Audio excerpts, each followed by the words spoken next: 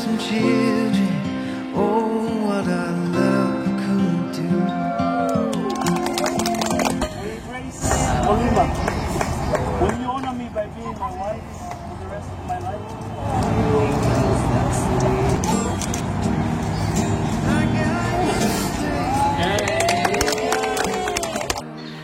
Je veux juste te dire combien je t'aime.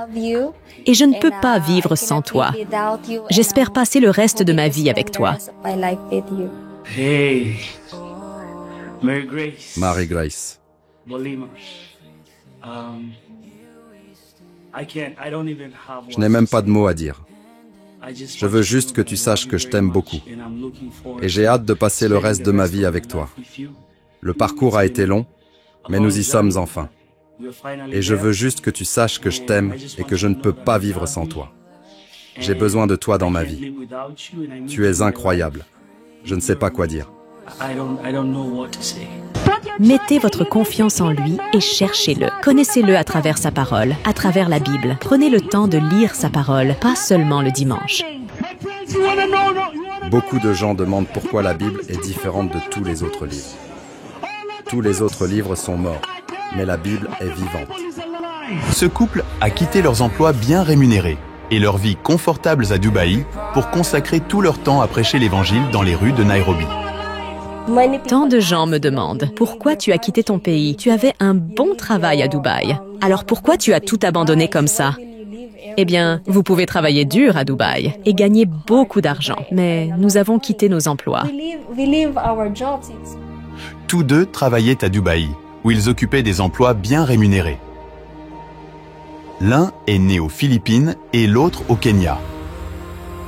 Mais il est rare que des personnes de ces pays aussi différents se marient.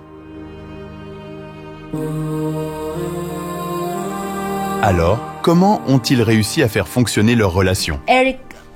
En fait, Eric n'a même pas remarqué que je développais des sentiments à son égard jusqu'à ce qu'une fois, nous étions dans notre cafétéria et un gars, je pense un Indien, a commencé à demander à Eric « Alors, où est ta petite amie ?» Et puis Eric a dit « Non, ce n'est pas ma petite amie parce qu'il nous trouve toujours en train de manger ensemble. » Je pense que j'ai été offensée d'une manière ou d'une autre. J'étais comme « Ce gars, il n'a même pas de sentiments. Il ne sait même pas que je suis déjà tombée amoureuse de lui. » Grace est partie en trombe et je suis resté là, me demandant « Ai-je dit quelque chose de mal? Qu'est-ce qui vient de se passer ?» Leur histoire est assez intéressante car ils sont devenus une famille et ont eu ensemble ces 3 adorables enfants. Mais qu'est-ce qui les a poussés à quitter leur vie confortable où ils gagnaient beaucoup d'argent à Dubaï pour choisir de venir au Kenya et consacrer tout leur temps à prêcher dans les rues? Comment quelqu'un développe-t-il de telles convictions? Lorsque j'étais au Kenya, j'ai eu le plaisir de rencontrer cette merveilleuse famille. Leur histoire contient de nombreuses leçons précieuses. Je m'appelle Eric Jérusalem Maina et je suis kényan. Je suis marié à une Philippine, venue d'Asie, des Philippines. Nous avons 3 enfants et sommes mariés depuis 7 ans, résidant à Nairobi, en Afrique.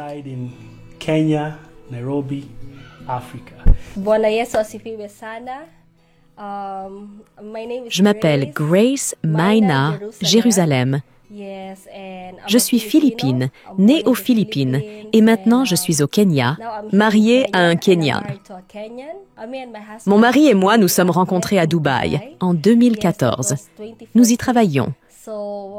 J'étais au service commercial et mon mari travaillait à la réception. Après quelques mois, il est arrivé en premier. Il est là depuis 7 ans et moi depuis 4 ans. Après 3 ans là-bas, je suis allée à Dubaï. Ce qui est intéressant, c'est que je suis partie des Philippines pour aller à Dubaï, pas seulement pour le travail. J'étais très seule et je cherchais la direction de Dieu pour ma carrière et même pour un futur conjoint. Dieu m'a conduit à Dubaï. Pendant que je travaillais là-bas, j'ai rencontré mon mari. La façon dont nous nous sommes rencontrés est intéressante. Je travaillais dans les ventes et un jour, il est venu chercher des affaires pour un invité. Nous avons commencé à discuter, il a vu mon badge avec mon nom, Grace, et m'a demandé si je connaissais la signification de mon nom. Je pensais que cela signifiait « bénédiction », car je ne connaissais pas encore l'Évangile. Il a commencé à me montrer la signification de la grâce et l'Évangile. C'est ainsi que nous nous sommes rencontrés.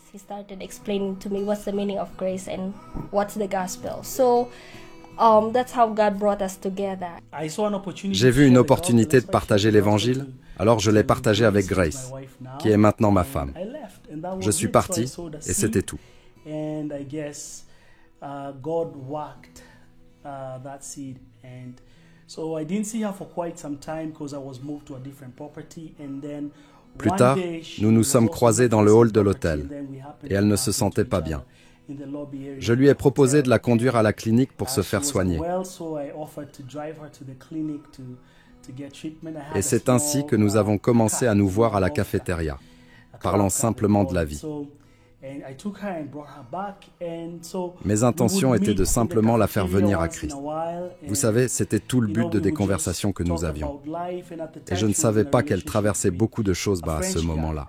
À l'époque, j'étais en couple avec un Français. Alors que j'essayais de sortir avec un Français, je me suis retrouvée à avoir à nouveau le cœur brisé. Quand j'ai quitté les Philippines pour aller à Dubaï, j'ai eu le cœur brisé. Et puis, cette fois encore, je ne sais pas si j'aurai à nouveau le cœur brisé. Il fut un temps où nous étions à la cafétéria et j'avais une conversation avec Eric sans savoir qu'il sera encore mon mari. Et alors, j'ai commencé à lui demander « Comment vas-tu savoir quand tu as enfin trouvé le bon ?» J'ai commencé à lui poser ces questions parce que je me souviens de chaque fois où nous aurions une conversation, j'étais tellement étonnée parce qu'il a tellement de sagesse. Il me partageait l'Évangile, il m'a expliqué la Bible. J'avais des questions sur l'homosexualité, sur les relations et il a commencé à me parler. Alors je lui ai dit à ce moment-là, je lui ai demandé comment savoir quand vous avez enfin trouvé le bon, parce que j'étais vraiment désespérée et le cœur brisé, et je voulais vraiment trouver un conjoint, trouver celui qui me conviendrait. Et il a commencé à me dire, tu sais, tu vas savoir quand tu as enfin trouvé le bon,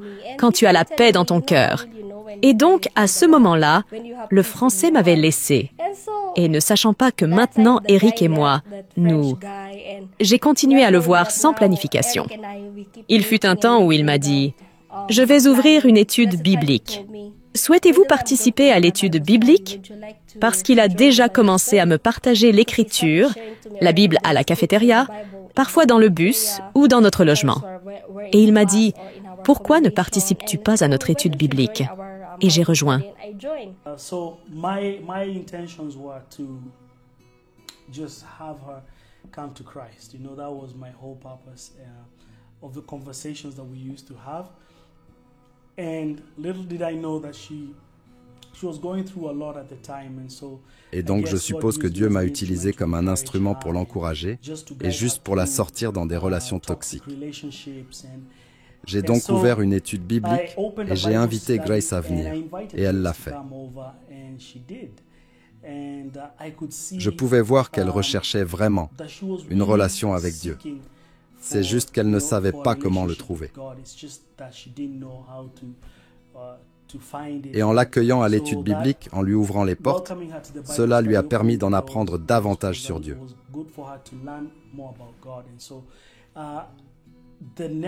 Et ainsi, l'année suivante, alors je suis allé lui dire, « Tu aimerais jeûner avec moi ?» Et elle a dit, « Non, je ne peux peut-être passer que 2 jours au max. » Et elle a fini par jeûner 21 jours. C'était puissant. Alors chaque jour, nous nous retrouvions et nous partagions la parole de Dieu ensemble dans le logement. Et finalement, le mois suivant, elle a donné sa vie au Christ, l'a conduite au Seigneur.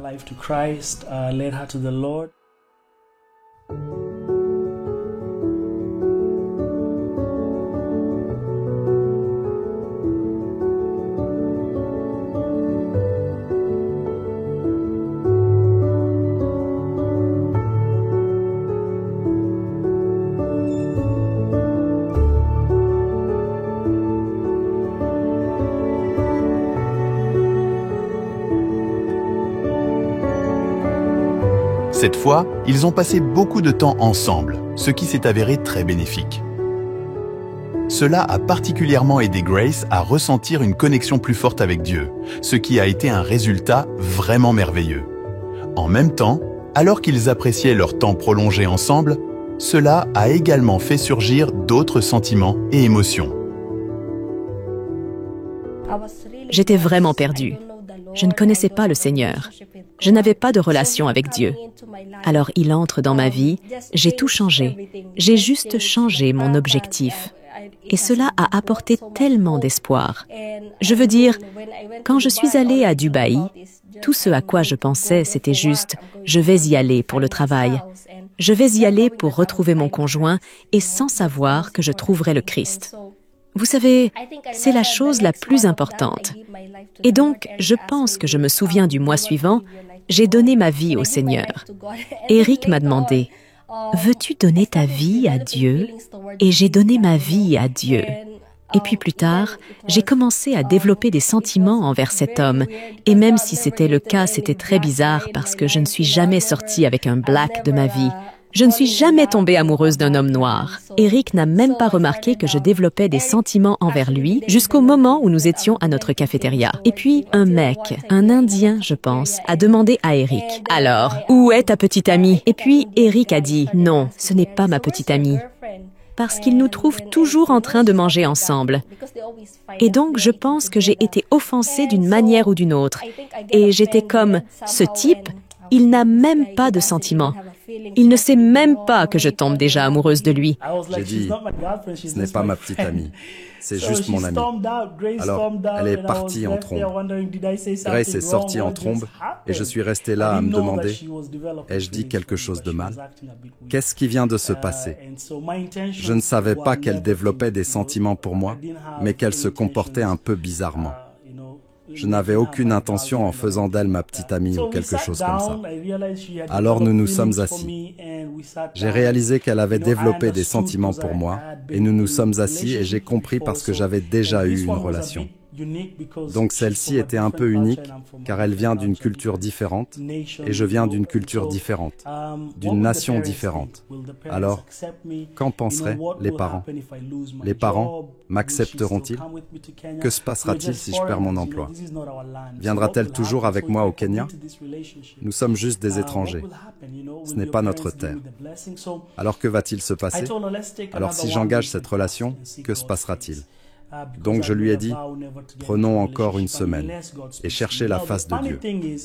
Parce que j'ai fait le vœu de ne jamais avoir de relation à moins que Dieu ne me parle. Ce qui est drôle, c'est que 3 mois avant de rencontrer Grace, j'ai fait un rêve. Maintenant, je pensais que c'était un cliché. Les gens disaient, j'ai fait un rêve.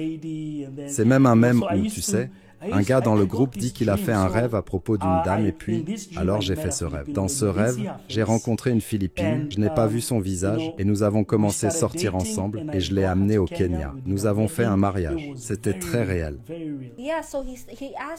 Il me l'a dit avant de commencer à sortir ensemble ou être en couple. Pourquoi ne prions-nous pas et ne jeûnons-nous pas à nouveau? J'étais donc tellement étonnée.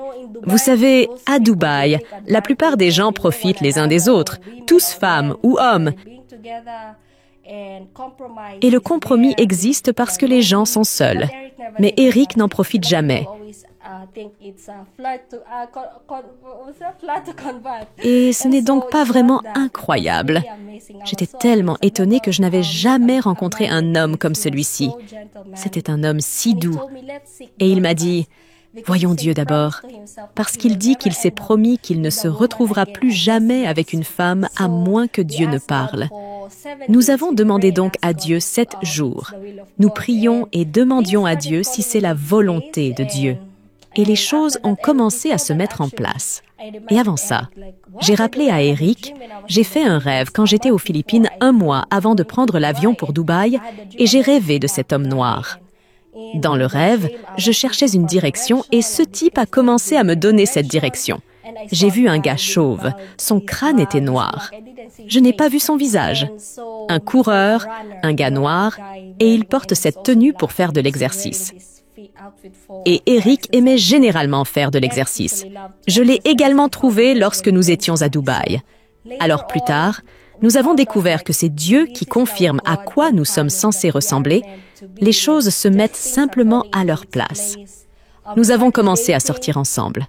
Eric a commencé à me poser des questions. Si tu te mets avec moi, et d'un coup je veux quitter le travail, quitter Dubaï, viendras-tu avec moi au Kenya? Es-tu prête à rester avec moi? Je lui ai dit, oui, bien sûr. Les choses se sont mises en place parce que notre relation était vraiment enracinée dans la parole de Dieu. Il n'y avait donc aucun compromis. Tout ce que nous avons fait, nous avons simplement décidé de chercher Dieu en premier. Et donc les parents en ont entendu parler. En fait, nous ne l'avons même pas dit aux parents. Non, je l'ai déjà dit aux parents. Je leur ai demandé parce que ma femme était partie en vacances aux Philippines. Ensuite, j'ai eu le projet de la demander en mariage. Mais je me suis dit, si elle va aux Philippines, et puis ils parviennent à la convaincre du contraire, je me dépoussiérerai simplement les pieds et je m'en irai. Et c'est la fin de la relation. Au début, c'était difficile pour lui de prendre une décision parce que je viens d'Asie et il est africain. Et cette mentalité de la plupart des Asiatiques et des Africains, ils ne finissent pas vraiment par se marier. Il ne voulait donc pas prendre ce risque. Mais je lui ai donné ma parole. Et cette fois-là, de plus, j'étais déjà sauvée. Et je savais très bien que j'ai trouvé le bon. Elle m'appelait tous les jours. Elle ne se souciait pas de ce que disaient ou avaient à dire les parents. Ainsi, elle s'est pleinement engagée chaque jour.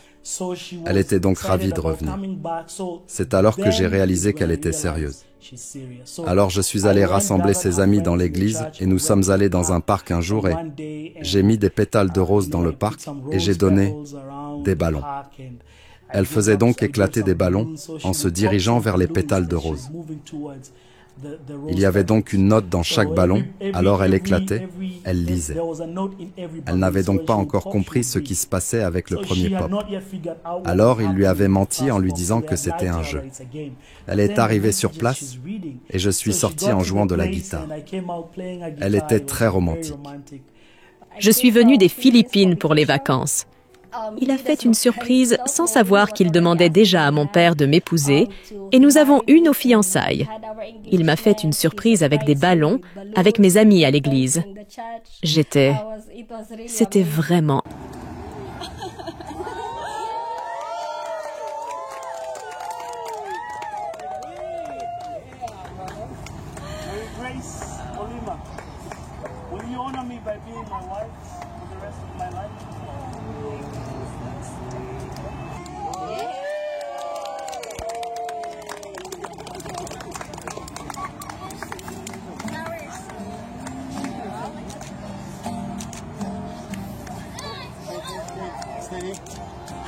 Steady.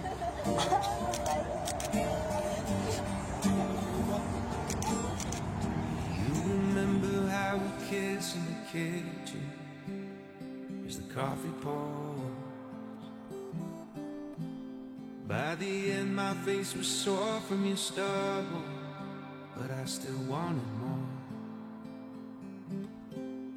And all the miles that we spent in the air, where we're going, I don't care.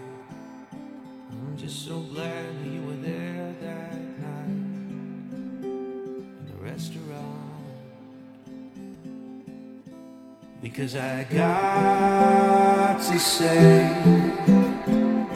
Leur amour était si profond qu'ils ont finalement décidé de franchir une grande étape en organisant une célébration qui a réuni leur famille et leurs amis. Ils ont eu un magnifique mariage et tout était une bénédiction. Make me feel loved and treasured, my water in the desert, my fox, my missing puzzle piece. You make me feel loved, protected, boy, we could talk forever on the couch, sipping bourbon, please. And in the morning we will start up a French press. I'll be thinking to myself, how did I get so lucky? Your heart is sweet like honey. Cependant, au fil du temps, certains des plans qu'ils avaient faits ont fini par changer pour des raisons auxquelles ils ne s'attendaient pas. Après 2010 depth, nous avons célébré notre mariage ici au Kenya, le 14 janvier 2010 depth. C'était un très grand mariage. Nous louons Dieu pour cela. Beaucoup de gens sont venus et Dieu a fait beaucoup de choses pour nous. Et j'ai finalement rencontré ma famille au Kenya. Même avant cela, 1 an avant cela, j'ai aussi visité le Kenya. Alors j'ai rencontré ma belle-mère, ma belle-sœur, mon beau-frère, nos cousins, nos amis. C'était vraiment un moment incroyable. J'ai adoré la culture kenyane. Après notre mariage en 2010 depth, notre plan était de retourner à Dubaï pendant 3 ans et travailler puis économiser puis revenir au Kenya.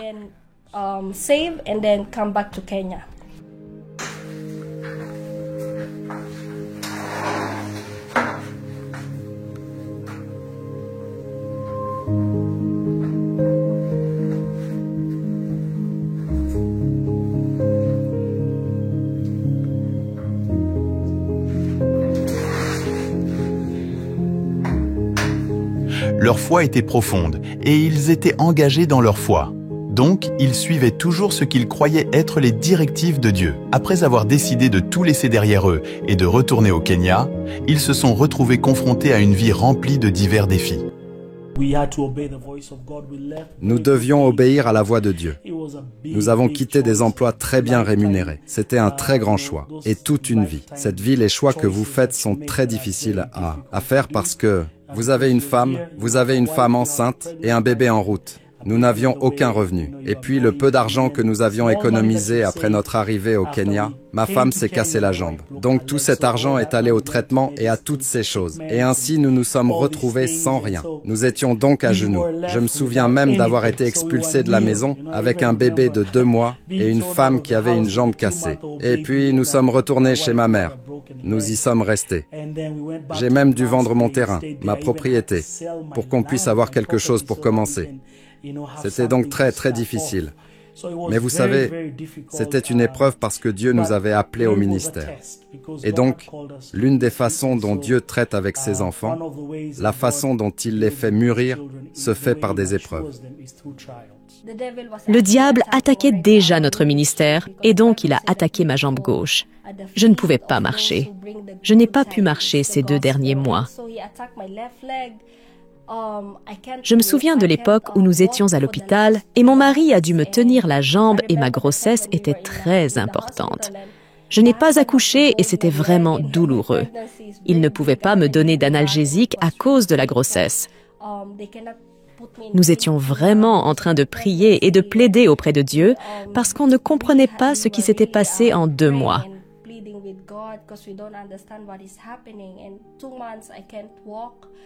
Je ne pouvais pas marcher. Nous devions attendre que j'accouche car l'opération coûtait très cher. Il y en avait près de 350 000. Mais nous remercions Dieu car les épreuves nous ont rendus forts dans le Seigneur. Cela a renforcé notre mariage et cela nous a aidés à continuer à accomplir la volonté de Dieu. Vous savez, parfois nous avons besoin d'être testés d'abord. Nous avons besoin d'être jugés. C'est ainsi que Dieu peut voir que nous continuerons à lui faire confiance. Plus tard, nous l'avons fait. Après que je me suis remis de ma jambe, nous avons continué le travail. Nous avons donc commencé à partager l'Évangile dans les Matatus. Nous avons commencé à prêcher l'Évangile dans les quartiers du Kenya, dans les bus. On a pris notre gros haut-parleur, notre micro, pour prêcher, partager. Nous accompagnons nos enfants. Il y a même eu un moment, l'année dernière, où nous prêchions encore, même quand j'étais enceinte. Et vous savez, les gens nous voyaient avec nos enfants et se demandaient « Où vont-ils? Ils vont faire la navette. » Nous allions juste là-bas. Nous remercions donc Dieu parce que c'est le but pour lequel Dieu nous a amenés ici. Ce n'est pas une vocation facile. Ce n'est pas une chose facile, surtout quand on traverse beaucoup d'épreuves. Mais je pense que c'est à ce moment-là que Dieu a voulu voir notre obéissance. Il voulait que nous quittions nos emplois bien rémunérés. Il voulait que nous sortions de notre confort pour pouvoir aller prêcher l'Évangile. Tant de gens demandent, « Tu as quitté ton pays. Vous avez un bon travail à Dubaï. Alors pourquoi tu abandonnes tout comme ça? » Eh bien, vous pouvez travailler dur à Dubaï et gagner beaucoup d'argent. Nous avons quitté nos emplois. c'est parce que c'est plus précieux. C'est comme la perle, comme le trésor. Comme le dit la Bible, vous ne pouvez pas comparer cela à la richesse ou l'argent ou le succès que la carrière peut vous apporter. C'est donc ce que Dieu nous a donné. Et nous devons obéir à Dieu. Et c'est la seule façon pour nous de pouvoir réussir dans ce que nous faisons. Dieu nous avait donc aidés dans notre mariage. Maintenant, nous sommes dans nos 7 ans de mariage. Nous continuons toujours à partager l'Évangile, même avec notre petit bébé maintenant.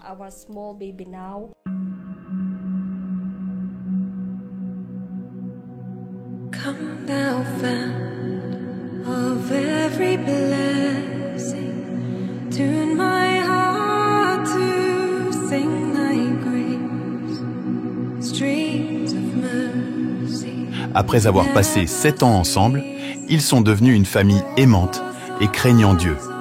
Malgré de nombreuses difficultés, ils sont finalement entrés dans une période remplie de nombreuses bénédictions, y compris la joie d'avoir 3 beaux enfants. Ils n'ont pas interrompu leurs activités. Au contraire, ils ont continué à voyager et à diffuser la parole de Dieu chaque jour. Leur effort inspire de nombreuses personnes à se rapprocher de Dieu et à les soutenir dans leur cheminement spirituel. Ils sont devenus une source de bénédiction pour beaucoup.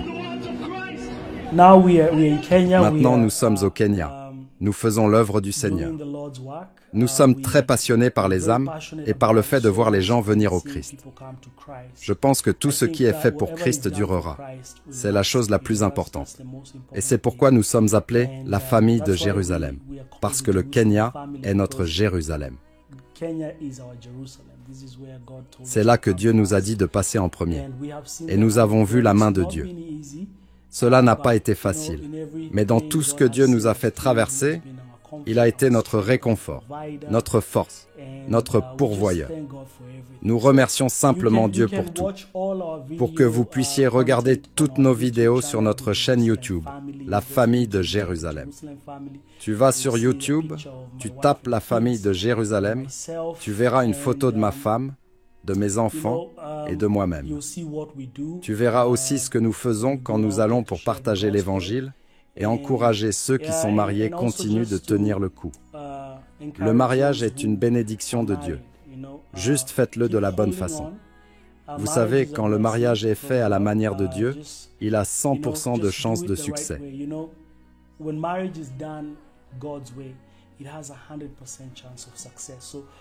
Alors faites-le à la manière de Dieu. Oui, cela a ses défis. Tout dans la vie a ses défis, tu sais. Mais il faut être assez humble. Il faut être suffisamment indulgent. Il faut sacrifier certaines choses. Vous devez, vous savez, réduire les attentes. Il faut communiquer. Soyez ouverts à une opinion différente. Le mariage est donc une belle chose. Alors oui, et nous remercions Dieu, nous sommes mariés depuis 7 ans. Nous avons tout vu. Et nous devenons encore plus forts en Christ et dans notre mariage. Ce que je conseillerais aux couples, c'est, vous savez, beaucoup de couples, surtout ceux qui font confiance pour un conjoint, il vaut mieux chercher Dieu et attendre.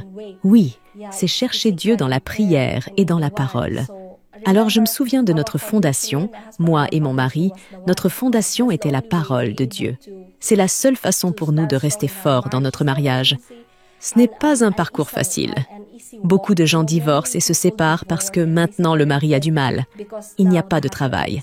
Il y a tellement de conflits. Parce que peut-être vous venez de différentes cultures, vous êtes issus de 2 tribus différentes. Mais lorsque le fondement est Christ, le fondement est la parole de Dieu. Et vous êtes tous les deux en cherchant Dieu dans la prière, vous êtes capables de traverser toutes les épreuves. C'est donc ce que je souhaitais conseiller à de nombreux couples. Vous êtes aux côtés de votre conjoint. Je me souviens quand j'ai eu un accident et je ne pouvais pas marcher. J'étais en couche adulte. Mon mari doit me mettre une couche adulte pour me porter aux toilettes. Je ne pouvais pas marcher. Il a dû me donner un bain et il a quand même dû changer la couche de mon bébé. Il a tout sacrifié pour moi. Aujourd'hui, nous faisons beaucoup d'évangélisation. J'ai implanté une église. Je suis pasteur maintenant. Et nous avons 3 beaux bébés. Nous y allons chaque semaine, 3 fois par semaine. Nous sommes là-bas dans le Matatu. Ma femme se lève et commence à prêcher l'Évangile. Nous alternons. Nous allons au jardin Jivanji. Nous allons aux archives du Kenya. Nous prêchons l'Évangile. Nous faisons des rencontres individuelles et nous sommes toujours avec nos enfants. Alors allez sur notre chaîne YouTube. Nous avons besoin de votre aide. Si vous sentez que Dieu vous touche pour soutenir notre ministère, vous n'avez même pas besoin de nous donner de l'argent. Nous ne demandons pas d'argent. Nous demandons simplement des Bibles. Nous demandons des documents sur Jésus. Nous aimons généralement distribuer des tracts évangéliques. C'est un morceau de papier, comme un dépliant avec les informations à propos de Jésus, de l'Évangile qui y est écrit. Cela aidera donc vraiment le travail que nous faisons et imprimer des t-shirts sur Jésus et aussi faire un stand évangélique. Notre vision est d'avoir des stands évangéliques à chaque coin de rue de Nairobi. Donc si tu vas dans un coin, tu trouveras quelqu'un là-bas dans la cabine de l'Évangile, prêchant l'Évangile.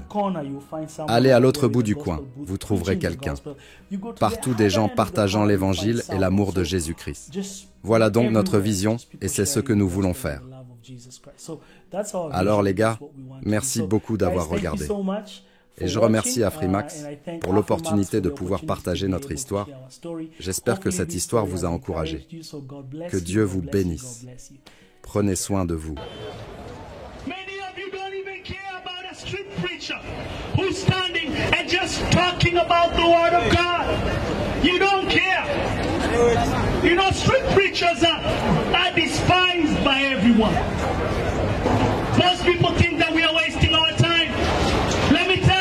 Jesus was a street preacher. Amen. Hallelujah. It is the last days, my friends. You go to church on Sunday. You read your Bible on Sunday. Do you think God is pleased with that? God gives you life. He gives you breath every day. Leur histoire montre clairement que même lorsque les temps sont durs, rester fidèle à notre foi et partager l'amour peut apporter un bonheur profond et une satisfaction. Parfois, les plans que nous faisons ne sont pas ce qui nous mène au bonheur que nous méritons. Que cette histoire vous inspire à poursuivre et à partager le bien dans votre vie et dans la vie des autres autour de vous. Merci d'avoir regardé, c'est Afrimax Français. N'oubliez pas de vous abonner.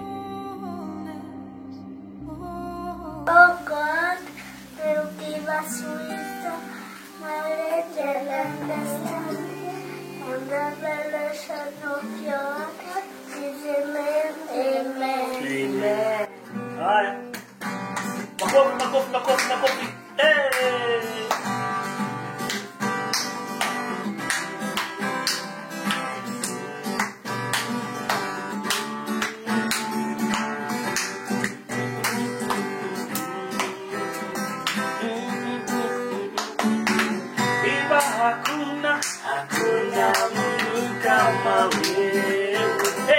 Hakuna Mungu kama wewe. Hakuna Mungu kama wewe.